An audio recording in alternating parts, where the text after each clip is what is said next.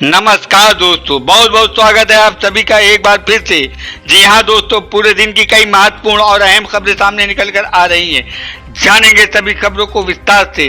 तो दोस्तों, खबरों में आगे बढ़ने से पहले वीडियो को एक प्यार भरा लाइक जरूर कर दें और ताज़ा खबरों को जानने के लिए चैनल को सब्सक्राइब जरूर कर लें। तो देखते हैं पहली बड़ी खबर क्या निकल कर आ रही है। तालिबान की वापसी से भारत और पाक रिश्तों में सुधार की गुंजाइश हो रही है खत्म। पीओके में बड़ी आतंकी की सरगर्मी। सीमा पर सीज फायर की सहमति बनने के बाद भारत और पाकिस्तान के रिश्तों में सुधार की जो गुंजाइश बनी थी वे अब खत्म होती प्रतीत हो रही है।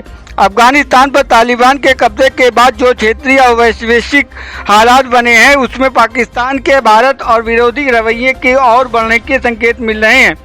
ये अब नए सिरे से पाकिस्तान की तरफ से अंतर्राष्ट्रीय मंचों पर न सिर्फ कश्मीर को हवा देने को भरपूर कोशिश होगी बल्कि जम्मू कश्मीर में आतंकवाद को भड़काने की भी कोशिश में भी इजाफा हो सकता है। अफगानिस्तान में बदलाव के बाद पूरा वैश्विक माहौल इस तरह का बना है कि पाकिस्तान की अहमियत बढ़ गई है। पिछले एक पखवाड़े में देखा जाए तो जर्मनी की चांसलर एंजेला मर्केल ने पाकिस्तान के प्रधानमंत्री इमरान खान से बातचीत की है। ब्रिटेन के विदेश मंत्री डोमिनिक रॉब भी शुक्रवार को अचानक इस्लामाबाद पहुंचे। विदेश मंत्री शाह महमूद कुरैशी के साथ द्विपक्षीय बातचीत की। पाकिस्तान पहले ही चीन और तालिबान के बीच मध्यस्थता कर चुका है। हालांकि अमेरिकी राष्ट्रपति जो बाइडेन ने अभी तक इमरान को टेलीफोन नहीं किया है, लेकिन अमेरिका और पाकिस्तान के बीच अफगानिस्तान को लेकर लगातार बातचीत चल रही है। अफगानिस्तान में मिली कूटनीति जीत और वैश्विक अहमियत के माहौल को इस्लामाबाद भारत के खिलाफ इस्तेमाल करने की रणनीति अपना सकता है। विपक्ष पर दबाव बनाने के लिए ईडी का गलत इस्तेमाल कर रही है केंद्र सरकार, शरद पवार ने कहा। राष्ट्रवादी कांग्रेस एनसीपी के चीफ शरद पवार ने आज परोक्ष रूप से केंद्र सरकार पर तीखा हमला बोला है। उन्होंने कहा, प्रवर्तन निदेशालय ईडी का जिस तरह से आज के समय में इस्तेमाल हो रहा है ऐसा पहले कभी नहीं हुआ। ये पूरी तरह साफ है कि केंद्र विपक्षी नेताओं पर दबाव बनाने के लिए ऐसा कर रही है। ईडी की छापेमारी केवल महाराष्ट्र में नहीं बल्कि मध्य प्रदेश, राजस्थान, पंजाब और कुछ दक्षिणी राज्यों में भी की जा रही है। आपको बता दें कि मुंबई हाईकोर्ट ने महाराष्ट्र के पूर्व गृह मंत्री अनिल देशमुख के पूर्व सहायक सचिव संजीव पलांडे को याचिका पर प्रवर्तन निदेशालय ईडी को शुक्रवार को हलफनामा दाखिल करने का निर्देश दिया है। पलांडे ने एजेंसी द्वारा दायर किए गए धन संशोधन मामले को रद्द करने का अनुरोध किया है। अनिल देशमुख के निजी सचिव रहे अतिरिक्त जिलाधीश रैंक के अधिकारी पलांडे को ईडी ने धन संशोधन मामले में 26 जून को गिरफ्तार किया था। वे अभी तक न्यायिक हिरासत में हैं। कांग्रेस में प्रशांत किशोर की बड़ी भूमिका पर सोनिया गांधी के फैसले का इंतजार। G23 के कई नेताओं ने उठाए सवाल। चुनावी रणनीतिकार प्रशांत किशोर पीके को कांग्रेस में शामिल कर बड़ी भूमिका देने को लेकर अंदर खाने चल रही है, मगर पार्टी का मानना है कि इस पर टकराव जैसी कोई बात नहीं है।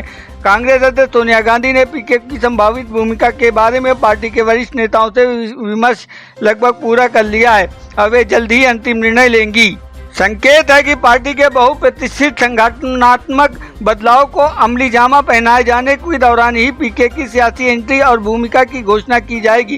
कांग्रेस के असंतुष्ट नेताओं की समूह G23 के कुछ सदस्यों की ओर से पीके को सीधे महासचिव बनाकर कार्य समिति में लाने का प्रस्ताव पर सवाल खड़े किए जाने के चर्चा पर पार्टी के एक वरिष्ठ अधिकारी ने कहा है कि किसी का अलग राय रखना विरोध नहीं है।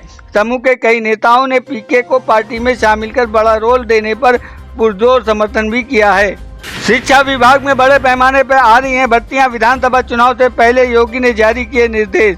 2022 के अंदर उत्तर प्रदेश में विधानसभा चुनाव होने हैं। चुनाव से पहले प्रदेश की योगी सरकार शिक्षा विभाग में बड़े पैमाने पर भर्तियों को शुरू करने के लिए प्रशासनिक अधिकारियों को निर्देश जारी किए।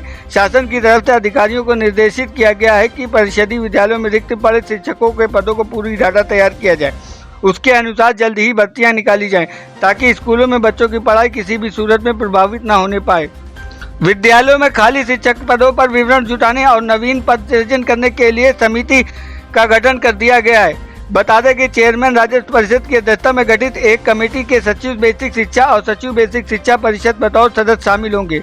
बता दें कि सीएम के इस फैसले की नई भर्ती की तैयारी कर रहे लाखों युवाओं को बड़ी राहत मिलेगी। जावेद अख्तर बोले, तालिबान के विचार किसी भी भारतीय को सही नहीं लग सकते, आरएसएस पर कसा तंज। मशहूर कवि और गीतकार जावेद अख्तर ने अफगानिस्तान में तालिबान के कब्जे और उनके विचारों की आलोचना की है। गीतकार जावेद अख्तर ने कहा है कि तालिबान के विचार किसी भी भारतीय को सही नहीं लग सकते। जावेद अख्तर ने कहा कि देश में मुस्लिमों का एक बहुत ही छोटा हिस्सा है जो तालिबान के समर्थन में है, लेकिन देश के मुसलमानों की सोच ये नहीं है कि कोई भी भारतीय तालिबान के विचारों का समर्थन नहीं कर सकता। जावेद अख्तर ने तालिबान को आलोचना के साथ साथ आरएसएस, विश्व हिंदू परिषद और बजरंग दल पर तंज किया। कहा कि इनके समर्थन करने वाले भी कुछ ऐसे ही करते हैं। उन्होंने कहा कि दक्षिणपंथियों की विचारधारा भी दमनकारी है। जावेद अख्तर ने एक इंटरव्यू में कहा कि तालिबान और तालिबान की तरह बनने की चाहत रखने वालों के बीच अजीबोगरीब और असाधारण समानता है। विडंबना है कि दक्षिणपंथी इसका इस्तेमाल खुद को बढ़ावा देने और प्रमोट करने के लिए करते हैं ताकि वे ठीक उसी तरह बन सकें जिसका वे विरोध कर रहे हैं। ये एक दिलचस्प बात है। मशहूर गीतकार जावेद अख्तर द्वारा तालिबान को लेकर दिए गए बयान के बारे में आपकी क्या राय है, हमें कमेंट्स बॉक्स पर जरूर बताएं। मुजफ्फरनगर में किसान पंचायत, राकेश टिकैत बोले यूपी का अन्नदाता बड़ा परेशान, हम आवाज उठाएंगे। सरकार के 3 नए कृषि कानूनों के विरोध में कई महीनों से जारी किसान आंदोलन अब और तेज होने वाला है। कल यानी 5 सितंबर को उत्तर प्रदेश के मुजफ्फरनगर में संयुक्त किसान मोर्चा के किसानों की महापंचायत कर रहा है। इस महापंचायत में भारतीय किसान यूनियन नेता राकेश टिकैत समेत कई पदाधिकारी मौजूद होंगे। राकेश टिकैत का कहना है कि किसानों की महापंचायत में कई राज्यों के लोग आएंगे। संयुक्त मोर्चे के बैनर तले इस महापंचायत में बड़ी संख्या में किसान जुटेंगे। टिकैत ने आज कहा कि 5 सितंबर को किसानों की एक ऐतिहासिक महापंचायत होगी। यदि कोई किसान को मुजफ्फरनगर जुटने में रोकेगा तो हम टुकड़ियों में जाएंगे। जहां उन्होंने कहा कि संयुक्त मोर्चे की तरफ से 20 लोग वहां बोलेंगे जिनके नाम तय कर दिए गए।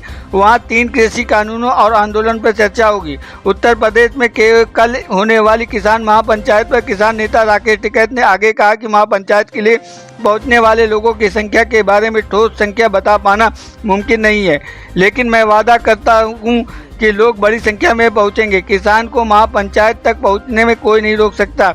अगर वो हमें रोकते तो हम टुकड़ियों में पहुंचेंगे। क्या किसानों की मांग को केंद्र सरकार को मान लेनी चाहिए? इस बारे में आपकी क्या राय, हमें कमेंट्स बॉक्स पे जरूर बताएं। सिद्धार्थ शुक्ला के निधन के बाद कुशाल टंडन ने छोड़ा सोशल मीडिया, फोटो खिंचवाने वालों से कहा शर्म करो। एक्टर और बिग बॉस 13 के विनर सिद्धार्थ शुक्ला की अचानक निधन से बॉलीवुड और टीवी इंडस्ट्री सदमे में है। 40 साल की उम्र में हार्ट अटैक से निधन के बाद हर किसी ने सोशल मीडिया पर सिद्धार्थ को श्रद्धांजलि दी। वहीं कई सेलेब्स उनके अंतिम संस्कार में शामिल होने के लिए शमशान घाट पहुंचे थे। इस बीच सिद्धार्थ के निधन के बाद उनके दोस्त और टेलीविजन अभिनेता कुशाल टंडन ने सोशल मीडिया पर हमेशा के लिए अलविदा कह दिया। एक्टर कुशाल टंडन ने इंस्टाग्राम पर अपने आखिरी पोस्ट में कुछ ऐसा भी कहा जिसने लोगों को सोचने पर मजबूर कर दिया। अपने पोस्ट में कुशाल टंडन ने लिखा, सोशल मीडिया से जा रहा हूं, तब तक समाज में और अपने परिवार में इंसान बने रहें।